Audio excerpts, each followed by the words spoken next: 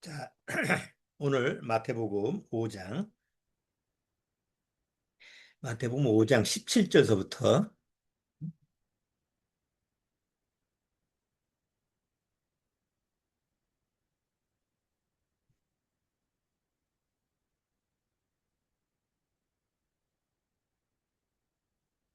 자, 마태복음 5장 17절서부터 20절까지만 같이 읽어보도록 하겠습니다. 자, 마태복음 5장 17절서부터 20절까지 자, 같이 천천히 한번 읽어보겠습니다. 내가 율법이나 선자나 폐하러 온 줄로 생각지 말라. 폐하러 온 것이 아니요 완전케 하려 함이로라. 진실로 너희에게 이르노니 천지가 없어지기 전에는 율법의 1.1획이라도 반드시 없어지지 아니하고 다 이루리라. 그러므로 누구든지 이 계명 중에 지극히 작은 것 하나라도 버리고 또 그같이 사람을 가르치는 자는 천국에서 지극히 작다 일컬음을 받을 것이요 누구든지 이를 행하며 가르치는 자는 천국에서 크다 일컬음을 받으리라. 내가 너희에게 이르노니 너희 의와 서기관과 바리새인보다 더 낫지 못하면 결단코 천국에 들어가지 못하리라. 자, 잠깐 기도드리고 말씀 교제 나누도록 하죠. 하나님 아버지 감사합니다. 정말 이 마지막 때 모든 환경이나 또 여러 가지 정세나 사회나 그 되어지는 일들을 보면 마지막 때가 아닐 수 없습니다. 우리에게 주어진 시간이 그리 많지 않다라고 하는 것을 우리는 또 체감적으로도 느낄 수 있는 줄 압니다. 그날이 언제인지 모르지만 우리에게는 뭐 두려울 것도 없고 또 그것을 무서워할 것도 없고 정말 하나님이 주신 그 생명, 영원한 생명을 내 안에 간직하고 있으니 그 영생의 소망을 가지고 하루하루 주님과 동행한다고 한다면 사실 하나님 앞에서 참 감사하는 그런 삶이 될 수밖에 없는 줄 압니다. 아까 찬송가 불렀듯이 한 개인이나 가정이나 예수님을 모시고 그 하나님을 아버지로 모시는 그 삶이 축복이고 그리고 하나님 앞에 정말 감사의 조건이 된다라고 하는 것을 늘 명심하고 우리 주위에 정말 구원받아야 될 심령이 한 심령이라도 구원받게 하는 그 사명을 가지고 우리가 살아갈 수 있도록 주님께서 우리와 함께하여 주옵소서. 시종은 주님께 의탁드리오며 예수님의 이름으로 기도드리옵나이다. 아멘.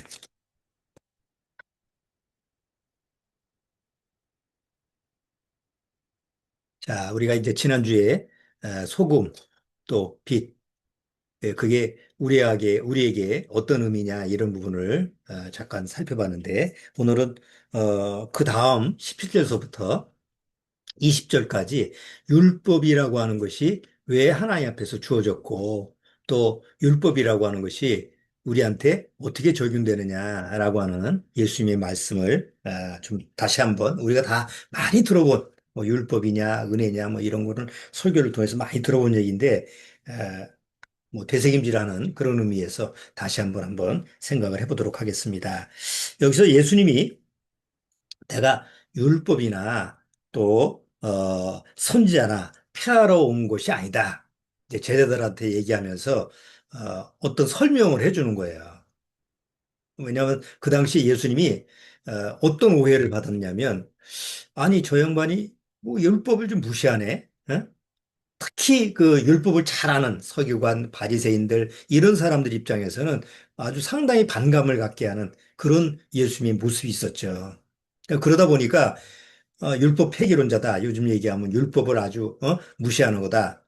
뭐 안식일날 막 병 고치고 또 이양 다른 날도 있는데 왜 하필이면 안식일날 골라서 병을 고치시냐. 뭐 이렇게 이제 걸고 넘어지는 거예요. 뭐 다른 날도 병을 고치셨죠.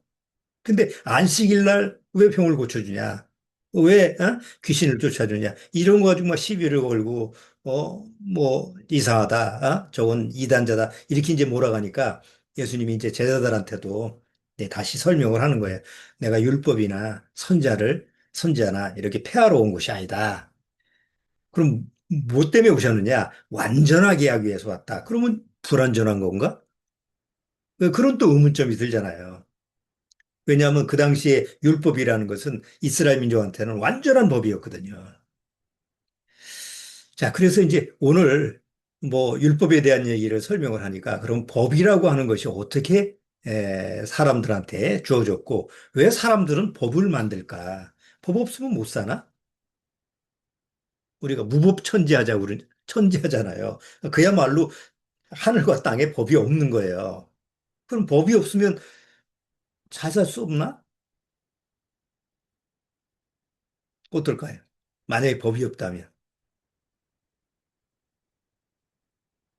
무법천지라는 말이 그 법이 없어도 잘 살 수 있다라는 말이 아니죠. 법이 없으니까 그냥 난리가 벌어지고 그런 의미로 쓰는 게 무법천지 이렇게 사용을 하잖아요. 한번 이렇게 생각을 해보세요. 동물하고 식물에는 왜 법이 없죠? 동물의 세계나 식물의 세계는 법을 만들질 않죠. 스스로 법을 만들질 않아요. 아, 그건 능력이 없어서 그런가요? 필요하면 만들겠죠. 근데 동물의 세계에도 뭐 지능이 높다라고 하는 그런 뭐 침팬지나 이런 원숭이과 이런 동물의 세계 속에서도 그들 나름대로 어떤 뭐 자연스러운 규칙이나 뭐 이런 게 있지만 이 인간들처럼 또 법을 제정하지 않는 거예요. 그 왜 동물이나 식물의 세계 이런 데는 법이 필요하지 않을까요? 거기는 법이 없어도 아무 문제가 없어요.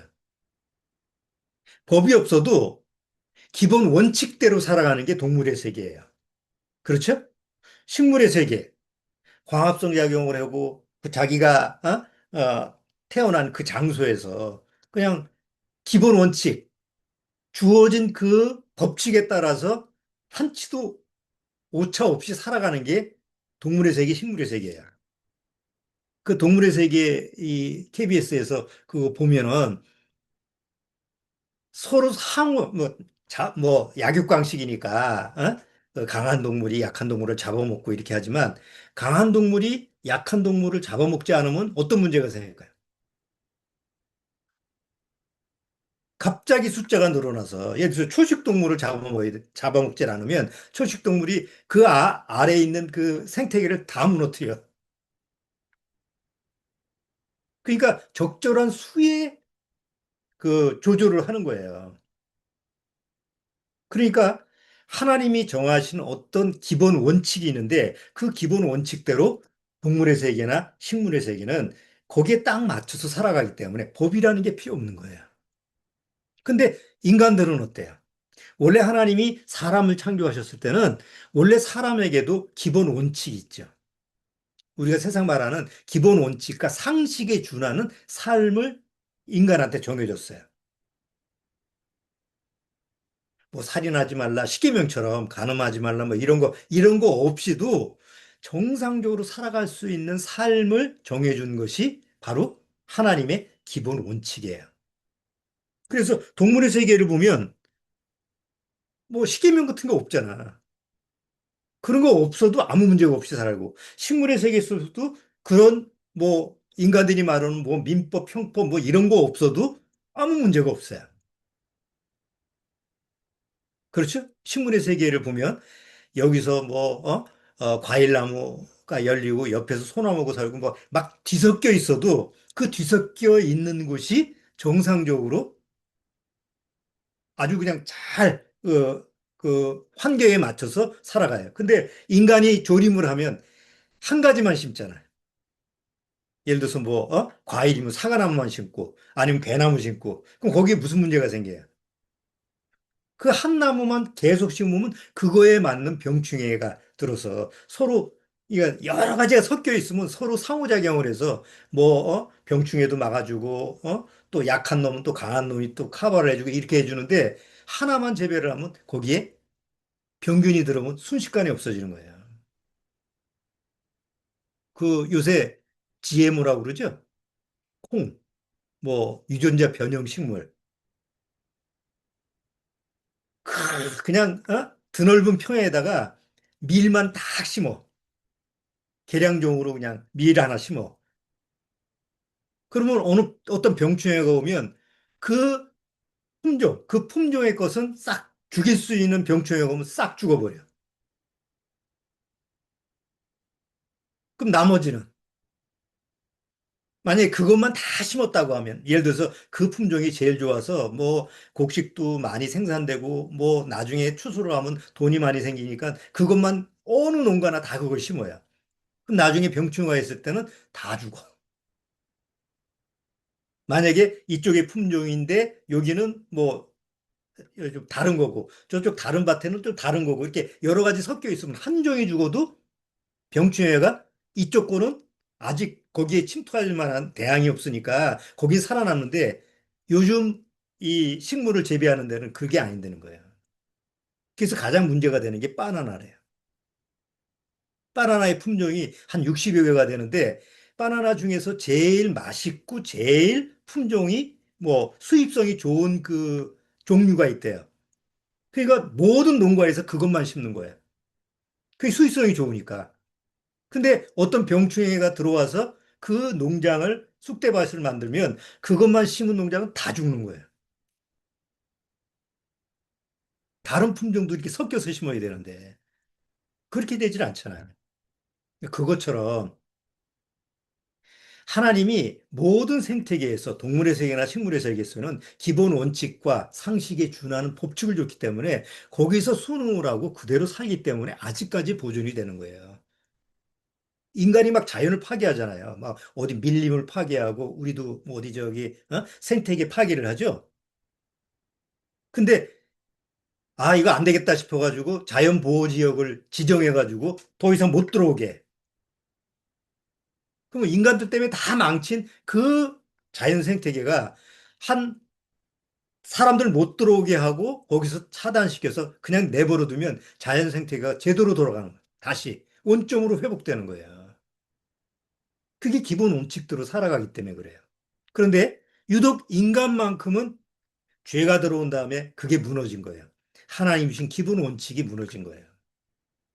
그래서 인간 스스로 무슨 생각을 했냐면, 사람들 스스로 무슨 생각했냐면, 아, 이거 우리가 이렇게 무법천지로 살아가다가는 존립이 안 되겠다. 그래서 고대사에서부터 뭘 만들기 시작했냐?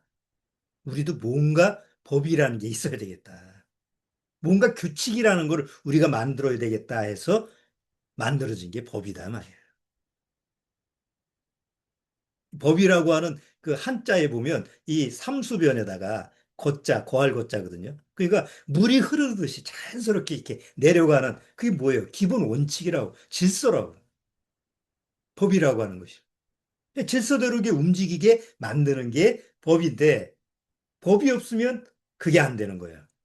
그래서 이제 사람들이 뭔가 규칙을 만들어야 되겠다.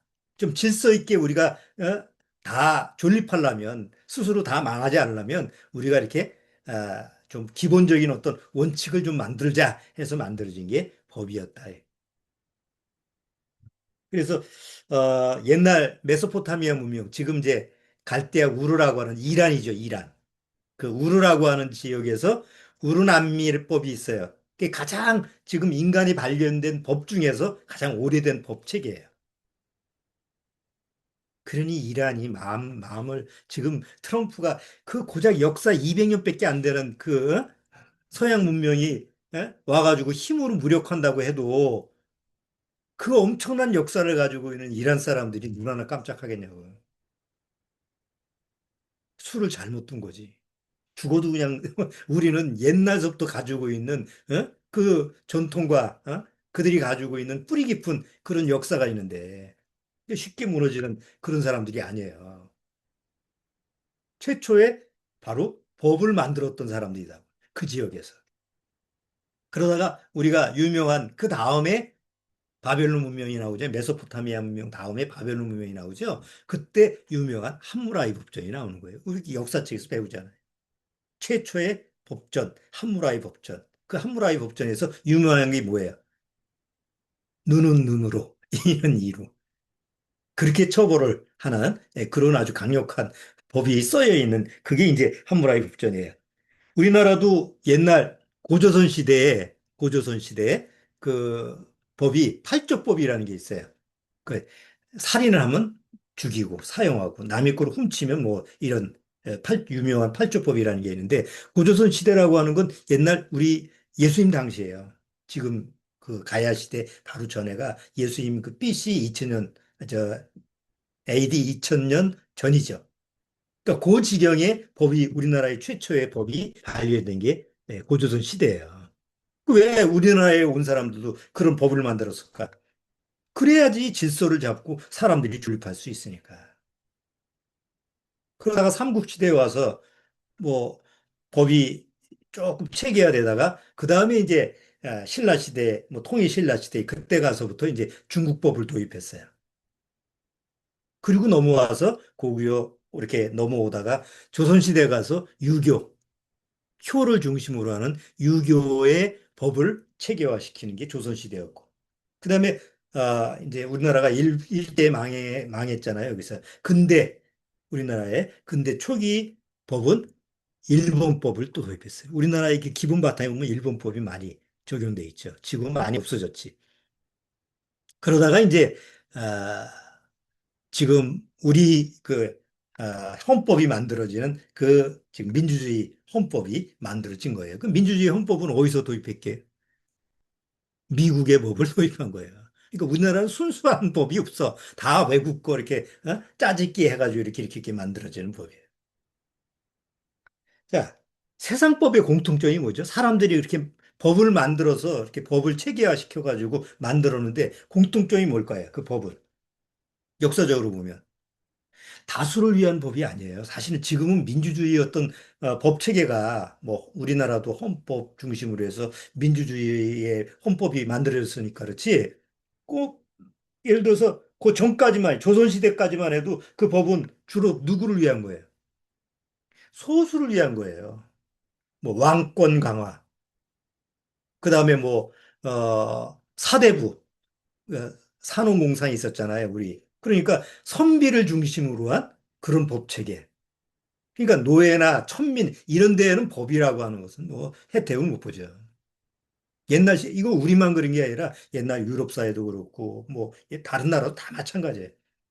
옛날 시대는 다 무슨 소수, 뭐 통치자, 뭐 정권 유지형, 뭐 지금도 그렇지만 그런 부분에 대해서 법이 만들어진 거예요. 어, 옛날 로마 시대 때는 황제 숭배법이 있었죠. 그래서 황제를 숭배하지 않으면 이제 가차없이 처벌하는 거예요. 그래서 그 당시에 기독교인들이 또 둘 중에 하나 골라. 시저가 신이야. 니들이 믿는 하나님이 신이야. 그래서 나는 황제를 신이라고 모실 수 없어. 그럼 넌 오정경기장에 사자밥으로 가. 그렇게 된 거 아니에요. 근데 그 로마의 황제법이라고 하는 게 그때 있었던 게 아니라 그 전에도 있었죠.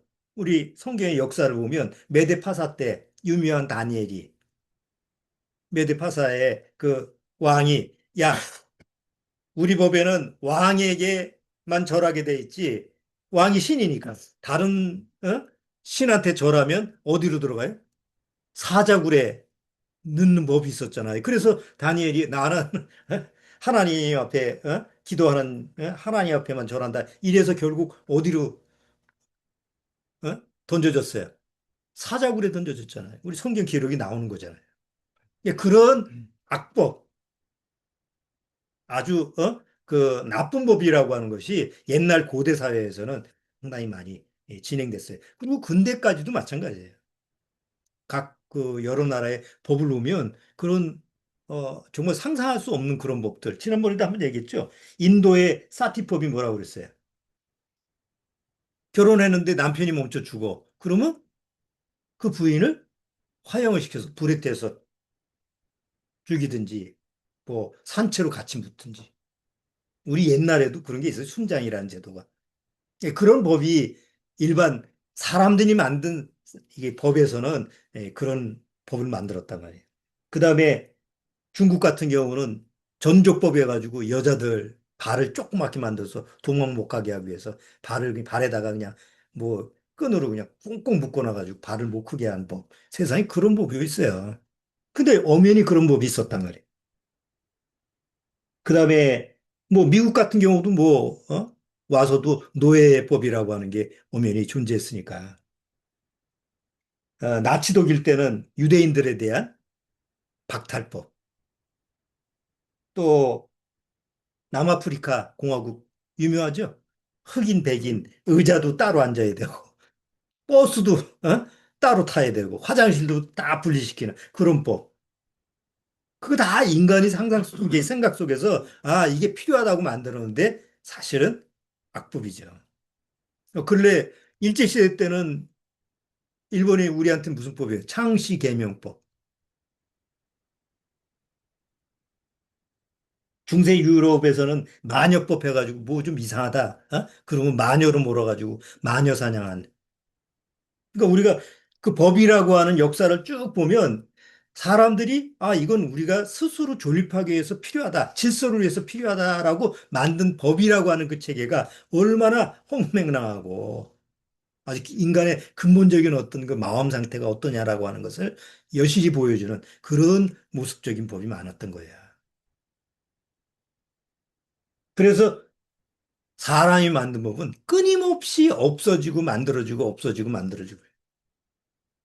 우리나라의 법이 몇 개인지 아세요? 우리나라의 지금 헌법 위에 민법, 상법 뭐 어쩌고 저쩌고 해서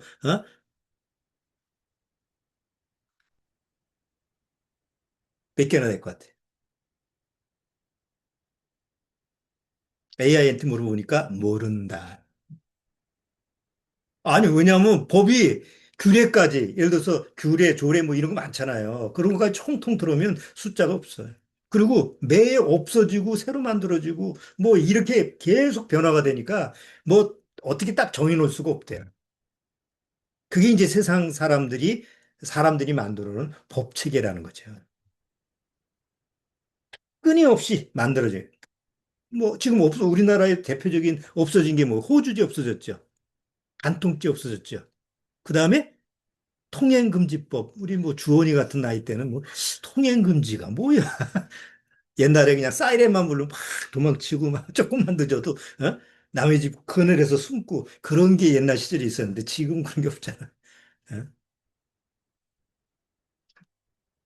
자, 그런데 이제 오늘 율법이라고 하는 법은 어떻게 만들어지느냐. 그래서 성경에 나와 있는 게 율법인데, 율법이라고 성경에 나와 있는데, 이 율법이라고 하는 말은 세상에서는 율법이라고 잘 사용 안 하죠. 우리나라에서 뭐 율법이란 말 있어요? 형법, 민법, 상법, 뭐 가정법, 이게 법의 종류가 무수히 많은데도 율법이라는 말은 없어요. 안 써요.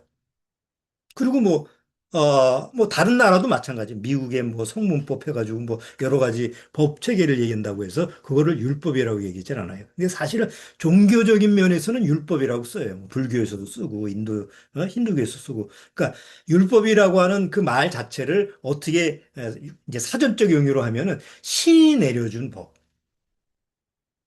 신이 내려주는 법을 율법이라고 해요. 그래서 힌두교에서도 신이 자기들한테 주는 법은 그게 이제 뭐 율법이라고 쓰고 또 뭐 불교에서도 그런 용어를 쓰고 그렇게 하는데 실제로 율법을 정확히 사용하고 있는 데는 성경이에요. 왜냐하면 하나님이 주신 법이니까. 율법은 몇 개예요? 율법은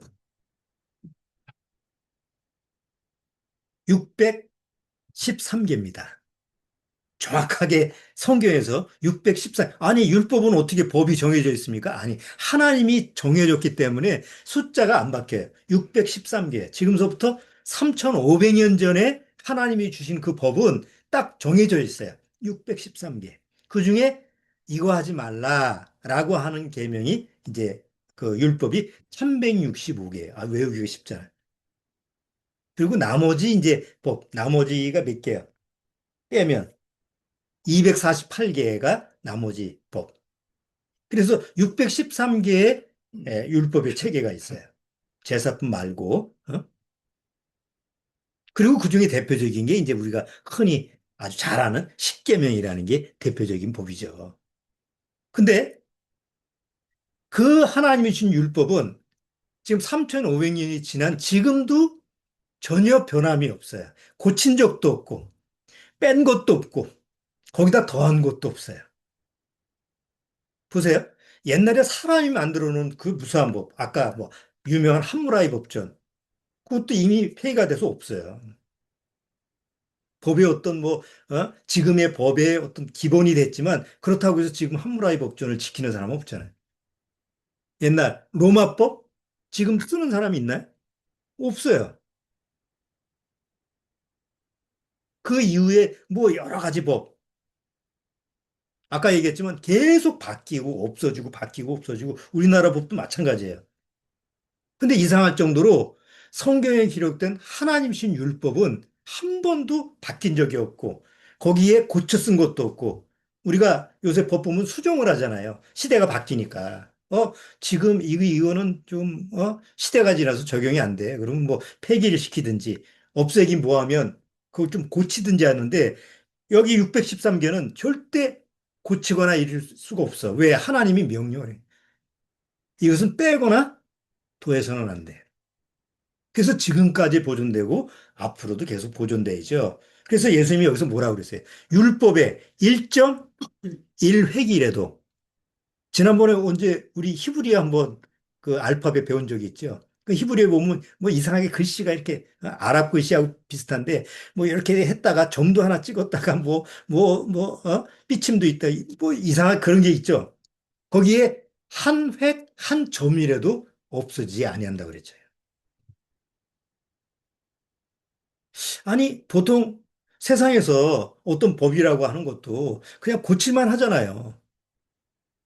사람 생각에, 이거, 에이, 뭐, 안식일을 어기면 죽이는 거 요즘은 그 민주주의 사회에서 안 되잖아요.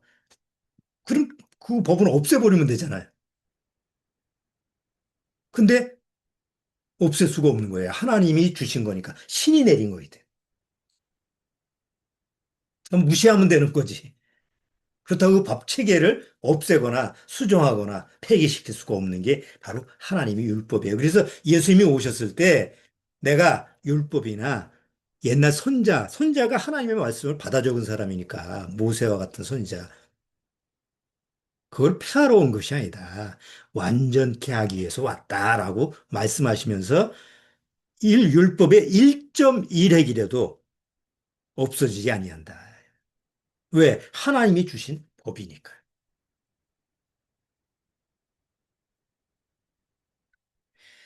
자, 이스라엘 민족이 하나님이 모세를 통해서 이스라엘 민족을 선택해서 이제 가나안 땅에 들어가게 하기 전까지 이 세상에서는 법이라는 체계가 아까처럼 그냥 사람들이 만드는 법 체계가 있었죠. 뭐 아브라함 시대에는 뭐 옆에 뭐 가나안 족속이라든가 그 당시에 뭐 갈대아 우르에 살던 뭐 우르족이라든가 이런 데 나름대로의 어떤 법 체계가 있었죠. 근데 이스라엘 민족은 법이 있었어요, 없었어요?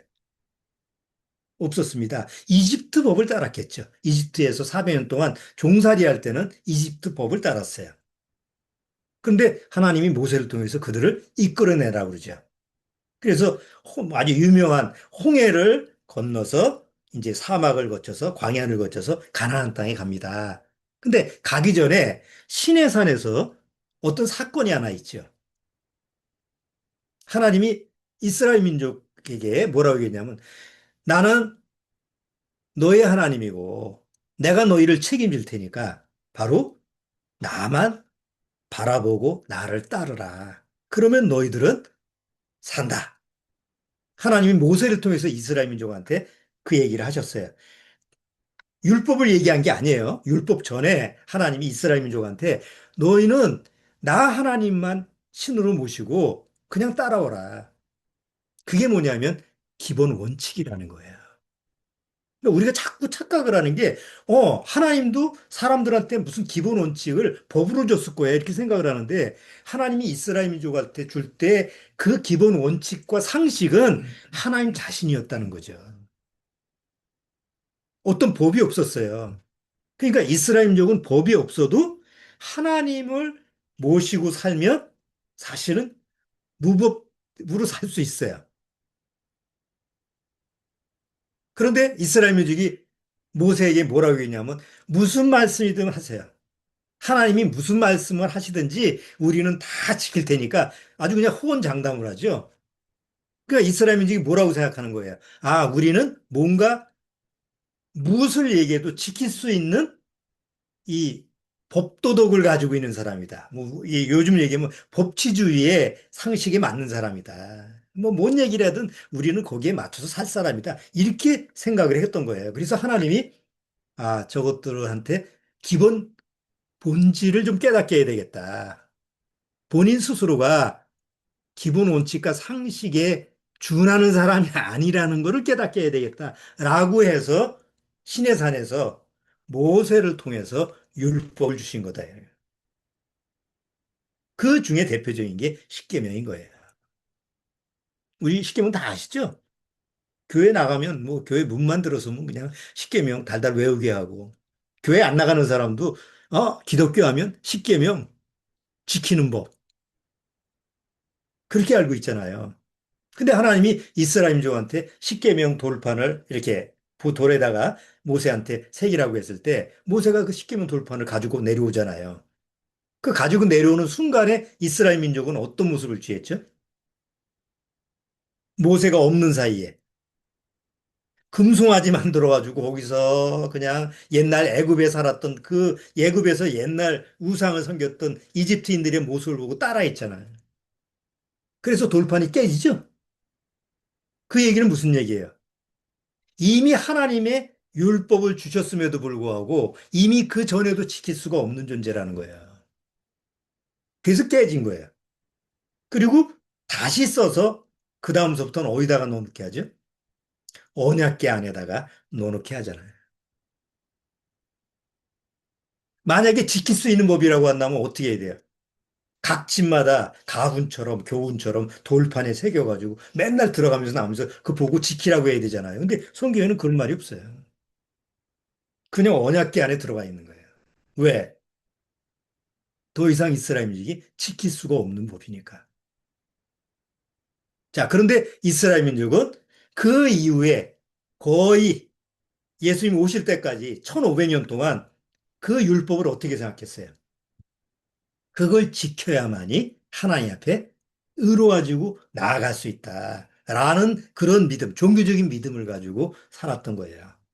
예수님 당시 때까지. 그래서 예수님이 오셔서 뭐예요? 율법을 하나님이 너희한테 주신 것은 지키라고 준 게 아니다. 너희는 지킬 수가 없는 존재라는 걸 깨닫기 위해서 결국 로마서에 기록된 죄를 깨닫기 위해서 주신 거지. 라는 것을 얘기하는데 그때 당시에 율법 학자, 서기관, 아주 율법에 대해서 전문가라고 하는 사람들의 공통적인 상식이 뭐였어요? 그들이 가지고 있는 기본적인 원칙이 뭐죠? 이 율법은 절대적으로 지켜야 돼. 그리고 그 율법을 지키기 위해서 아주 삶을 불태웠던 사람이 서기관, 바리새인들, 제사장들 이런 사람들인 거예요. 우리가 이제 구원받고 나서 성경을 보면서 부정적으로 나쁘게 평가를 하다 보니까 아 이거 나쁜 사람들이구나. 이렇게 이제 대개 그 서기관 바리새인들 이런 인식을 가지고 있잖아요. 근데 실제로 그 당시에 서기관 바리새인들 그다음에 제사장들 이런 사람들의 모습을 보면 평범한 사람들하고 거의 범접할 수 없는 삶을 살았던 사람들이에요. 정말 자기 일생을 가지고 율법을 위해서 살았던 사람들이. 그래서 예수님이 오셔가지고 여기 맨 끝에 아까 마태복음 5장에 뭐래 맨 끝에 예수님도 인정하는 거예요. 20절 내가 너희에게 이르노니 너희 의가 서기관과 바리새인보다 더 낫지 못하면 결단코 천국에 들어가지 못하리라. 너희가 서기관과 바리새인의 의보다 더 낫지 못하면 그 당시에 서기관과 바리새인의 의가 최고였어요. 근데 그보다 더 하지 않으면 천국에 갈 수 없다는 얘기니까 뭐 얘기예요? 야, 서기관과 바리새인의 의 가지고도 천국 못 가면 그 나머지 사람은 뭐예요? 그러니까 율법으로는 천국을 갈 수 없는 거지. 율법으로는 하나님 앞에 나갈 수가 없다라는 것을 예수님이 설명을 하시는데 그 당시에는 왜 못 받아들일까요? 받아들일 수가 없는 이유가 뭐예요? 여러분 한번 상식적으로 생각해 보세요. 그 당시에 서기관과 바리새인들, 제사장들, 이런 사람들은 공식적으로 어떤 사람들이에요? 누구나 인정하고 누구나 그 권위를 칭찬하고 누구나 사람들이 아, 저 사람은 가르칠만 해. 예? 다 평가가 그 사람에 대해서 그 서기관 바리새인 제사장들 이런 사람들에 대해서 다 종교적인 평판을 딱 가지고 있는 기준이 있는 사람들이에요. 예수님은 학식 없어. 뭐 학력도 없어. 뭐 학교 다닌 적이 없으니까. 어? 그리고 어떤 권위라는 게 누가 준 권위가 없어. 그 당시에는 권위가 굉장히 중요하거든요. 뭐 가말리엘 문화라든가. 어? 이런 게 있어야 되는데 우리나라 이게 뭐 해외파든지 뭐 국내파라도 뭐 어디 뭐 스카이라든지 이런 계통이 있어야 되는데 예수님은 계통도 없어. 출처도 불분명해. 근데 어느 날 갑자기 튀어나와가지고 가르치기 시작하는 하나님의 말씀이라고 가르치기 시작하는데 뭘 가르치느냐? 요즘 말로 말 까는 거예요. 그 니들이 얘기하는 거 잘못된 거야. 그러니까 율법에 대해서 그 의미가 너희들 지금 잘못 알고 있다, 잘못 가르치고 있다, 이런 식으로 얘기하니까 화가 날까요, 안 날까요? 죽이고 싶을 정도로 화가 날 수밖에 없죠. 그러니까 그런 식의 오해를 예수님이 받고 복음을 전하다가 보니까 이제 제자들도 이제 그걸 알잖아요. 아니, 왜 이렇게 미움 살리를 저렇게 하셔? 어? 적당히 좀 하시지. 이제 그런 분위기 속에서 예수님이 제자들한테 내가 율법이나 선자들이나 폐하러 온 게 아니다. 완전케 하기 위해서 온 거다. 그리고 1.1핵도 율법은 폐기되지 않는다. 없어지지 아니한다. 바로 완전하게 되는데 그게 언제 완전하게 되느냐? 내가 십자가에서 내 일을 다 감당했을 때. 율법의 마침을 했을 때.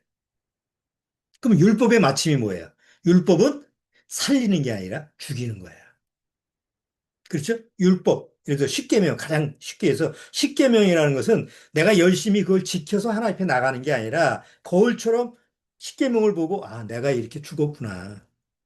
어?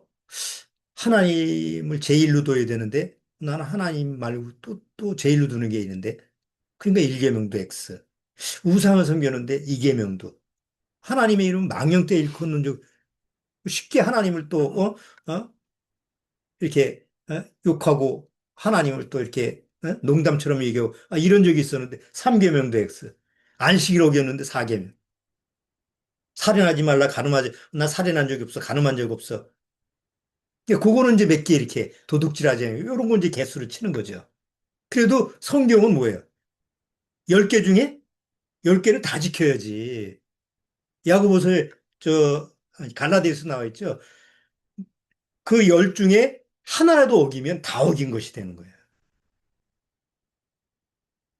사람들은 그렇게 생각 안 하죠. 아이, 그래도 한 60점, 70점 맞으면 상담은 계속 그 얘기예요. 10개명 가지고 살면 들어보셨을 거예요. 자, 10개명 중에 몇 개나 지키는 거 봅시다. 교회 나가는 사람 다 1계명 지키죠. 2계명 지키죠. 3개, 4계명까지는 지켜. 그 5계명서부터 이제 난 살인한 적이 없어요. 뭐 간음한 적 없어요. 뭐 도둑질한 적 없어요. 그다음에 뭐 거짓말한 적은 그거는 다 X. 탐한 적 없어요? 네, 그것도 그러니까 대개는 한 7, 8개는 지킨다고 그래. 처음에는. 그러다가 이제 그 다음 절 나오면 이제 여기 20절 다음에 21절 보면 옛사람에게 말한 바 살인치 말라 했지만 다시 그 얘기가 나오는 거예요. 지금 이게 순서가 그렇게 돼 있다고. 그러니까 하나님이 예수님을 통해서 율법의 마침이 되게 하심으로 말미암아 모든 사람으로 하여금 내가 죄 아래서 죽었다라고 하는 걸 깨닫게 하는 거예요. 십자가를 바라보고 저 양반이 왜 죽지? 저 양반은 나처럼 율법을 어긴 적이 없는데 십계명을 어긴 적이 없는데 왜 죽으셨지? 아, 그 율법과 십계명을 지킬 수가 없는 나 때문에 죽으셨구나. 그걸 깨닫게 하기 위해서. 그래서 예수님이 십자가에 죽어야만이 율법이 완전해지는구나. 율법이 없어지는 게 아니고 폐기되는 게 아니고 내 안에서 완전하게 세워지는구나. 그걸 깨닫기 위해서 예수님이 오셨다라고 하는 것을 지금 설명을 쭉 하는 거예요. 조금 이해가 되시겠죠? 법이라는 게 왜 이렇게 오게 됐는지. 그래서 이제 마무리를 해보죠. 그러니까 성경에서는 법의 체계가 두 개가 있죠. 뭐 형법, 상법, 및 이런 법 체계가 아니라 성경에서는 딱 법의 시스템이 딱 두 개밖에 없어요. 그게 이제 로마서 8장 1절에 나온 거예요. 로마서 8장 1절 보시죠.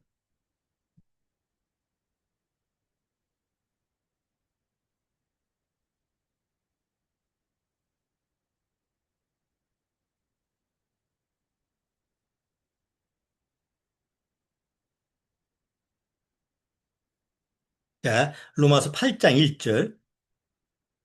그러므로 이제 그리스도 예수 안에 있는 자에게는 결코 존재함이 없나니 이는 그리스도 예수 안에 있는 생명의 성령의 법이 죄와 사망의 법에서 너를 해방했습니다.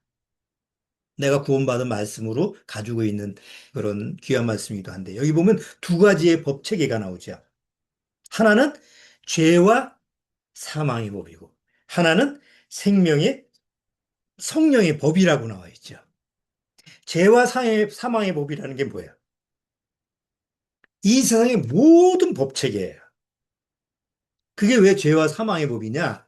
결국 결론에 이르는 게 죽음이에요. 그 죄와 사망의 법은 어떤 법이라도 그걸 지키려면 정말 죽을 지경이에요.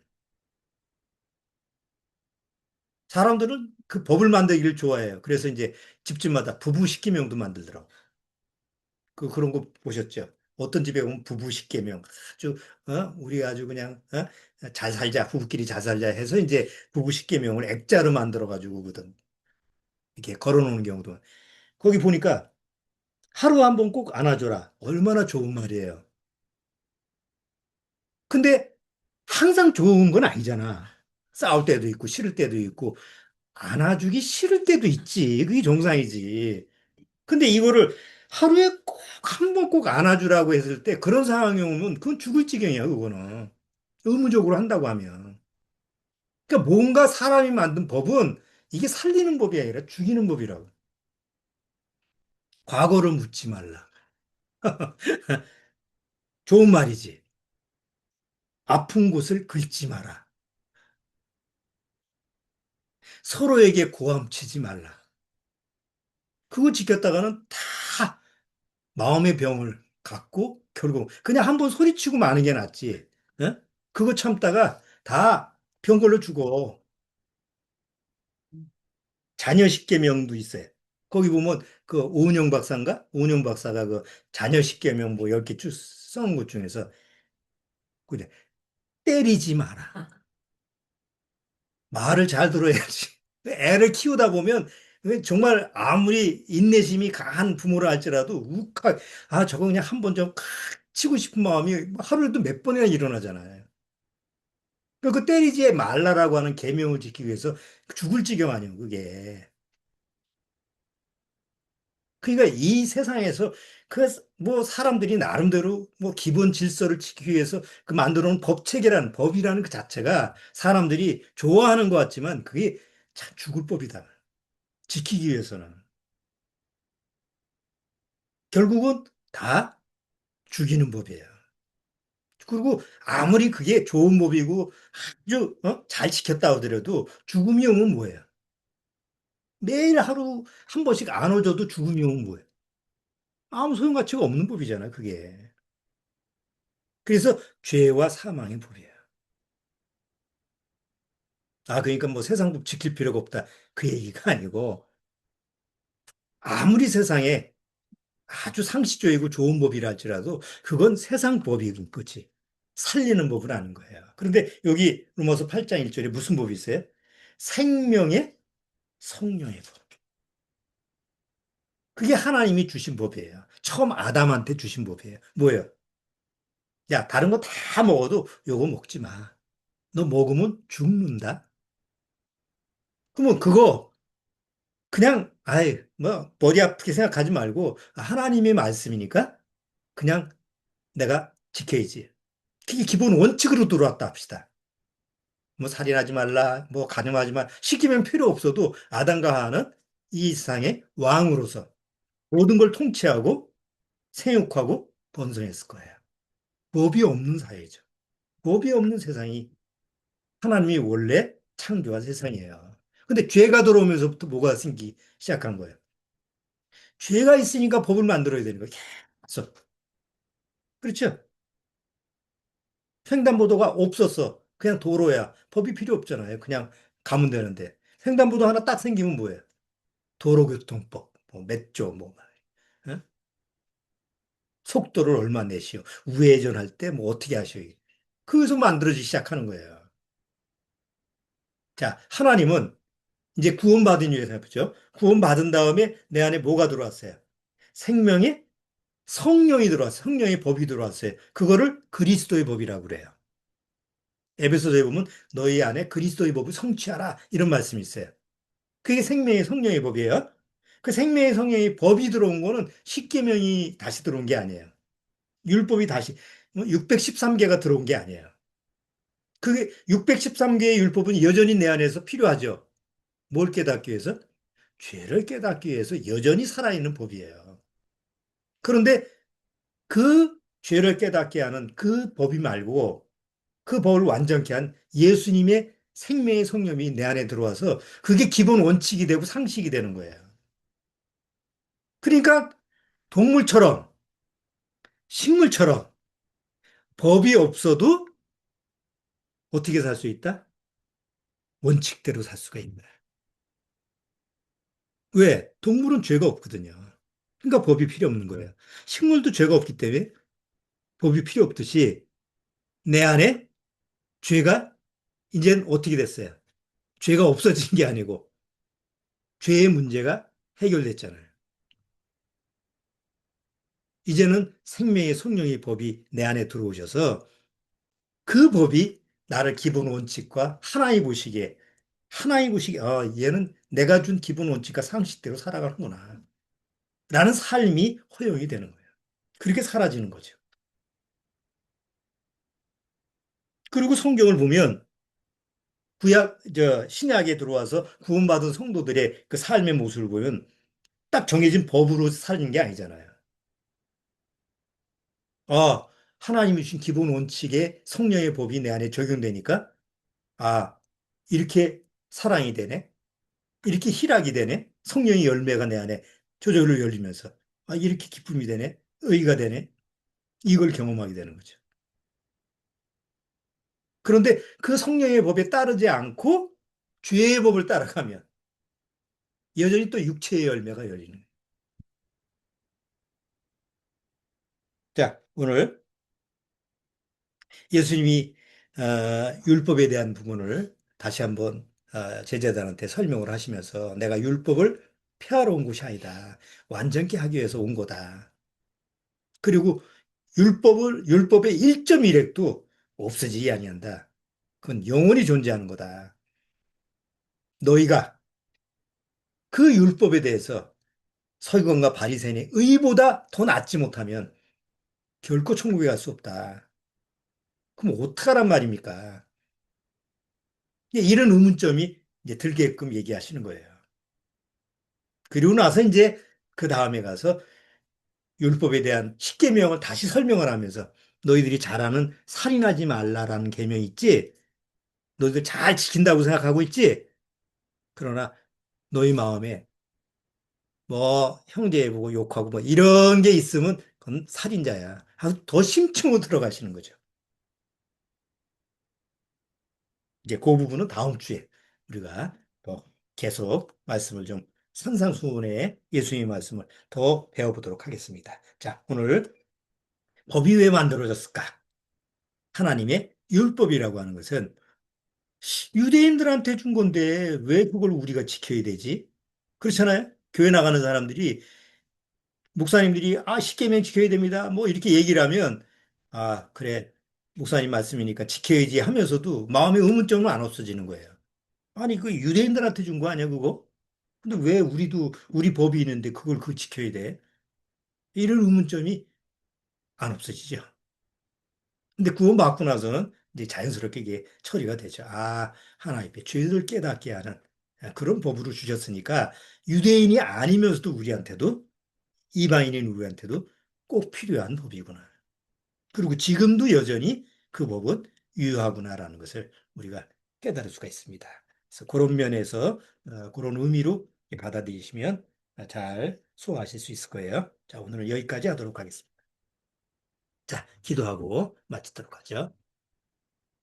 하나님 아버지 감사합니다. 정말 율법을 통해서 우리가 구원받는다고 한다면 누구도 그 아무도 하나님 앞에 나갈 수도 없고 구원받을 수도 없는 줄 압니다. 다행스럽게 율법 외에 한 의가 예수 그리스도를 통해서 오셔서 이제는 그 예수 그리스도의 의를 힘입어서 우리는 구원받고 천국 백성이 되고 영원한 생명을 누리게 된 줄 압니다. 거듭거듭 주님 앞에 간절히 구하는 것은 아직도 구원받아야 될 심령들이 우리 주위에 있습니다. 꼭 하나님의 손길이 그 심령을 버리지 마시고 그 심령들을 구원의 길로 인도해서 다 천국 반열에 갈 수 있는 그런 축복을 받을 수 있도록 주님께서 은혜를 허락해 주옵소서. 예수님의 이름으로 축원합나이다. 아멘. 자, 마치도록 하겠습니다.